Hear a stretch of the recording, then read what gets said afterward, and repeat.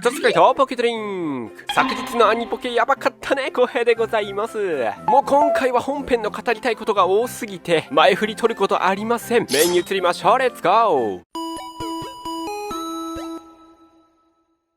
はい、というわけで今回は一周地方のアイリスから手紙が届いているという最高のシチュエーションから始まりました。早速いざ行かん一周地方の総流シティ。ここは次回予告でも分かってましたが、サトシと別行動をしたゴーくんが昔のサトシと同じくアイリスをポケモンと間違えてボールをぶん投げるというデジャブシーンの回収ですね。懐かしいというかなんというか、あのやりとりが10年以上前という時間の流れを感じましたね。そして次回予告に映ってた木箱がブラフでありましたよと。これ僕の視聴者さんで予想してる人何人かいましたよね。もし羽賀さんが抱き上げた瞬間、確実に進化を確信しましたよね。最高。そしてジム内に入りますとエモンガが飛んでおりまして、それと同時にライトがついて行き、懐かしの再会。そして着替えておりましたチャンピオンアイリス。僕らは予告とかでチャンピオンになってること知ってましたが、唐突にチャンピオンなんだよって言われたらまあ驚きますわな。さらに絶対来るとは思っていたが、そういうとこ子供なのよねという発言、言ってくれたらいいな程度ではありましたが、聞けてバトル前からかなり満足。そしていざ始まるハイパーランク昇格をかけた戦い。アイリスは最近参加したのでまだスーパーランクということが分かりましたので、チャンピオンなのにスーパークラス云々という話はひとまず置いておけますね。そしてサトシとサトシのポケモンと競い合えたら、私も私のポケモンももっともっと強くなれるし、お互い分かり合えるものといったこのセリフ、これはブラフォア2のチャンピオンアイリスのセリフでしたね。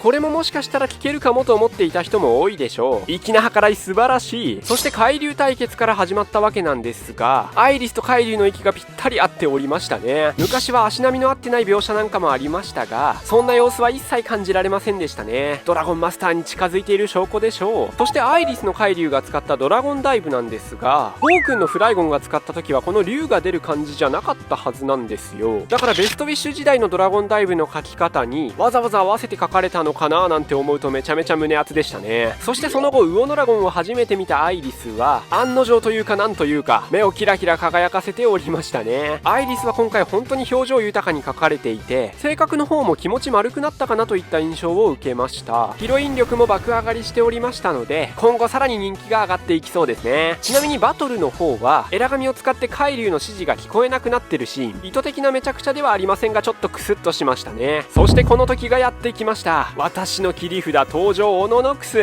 新無印の作風で描かれた回想カットもまた良きでしたね。ちゃっかりデントも映っておりましたので、いつかまた出てきてほしい。いやー立派になったなという感想が第一に出てきました。サトシのこのでかくなったなという発言もまた重みがありすぎてやばい。あの木箱が最終進化して切り札になっているとはね。そして個人的に好きだったポイントはここかな。激鱗の目つきマジかっけーって感じだったんですが、その後のこの混乱の描写ですね。地面に頭を打ちつけて混乱状態を自力で解除する方法なのですが、僕は頭でグラジオのルガルガンを想像しましたね。これも確か修行を経て自ら激鱗の混乱から立ち直るという一つの戦術でありましたので、連想した人も多いんじゃないかなと思いました。そしてその後の海流の気持ちですが、シンプルにサトシのことが大好きというベクトルでありましたので、不穏な空気はゼロでしたね。何かしらマイナスな要素が出てくるかもと一応覚悟はしていたのですが、いい方向に働いて何よりであります。そして今回のバトルの超特大大目玉、飛んできたサイコカッターに対し暴風を自身の体の周りにまとって攻防一体の戦法を取るダイヤモンドパール世代のサトシの戦術、カウンターシールドを彷彿とさせる戦い方でありました。さらにはそこに相手の技竜の波動を取り込んでパワーアップ、自身の暴風のみならず相手の技まで飲み込んでしまい、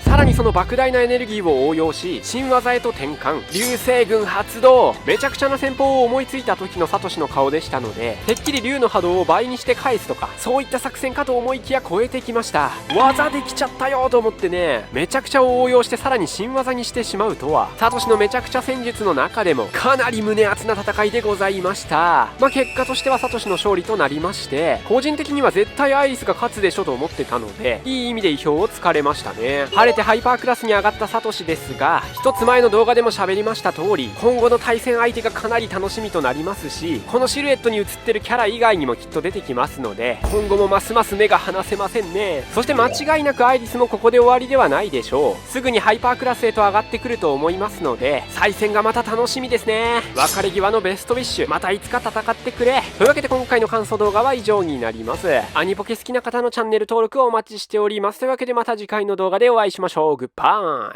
イ。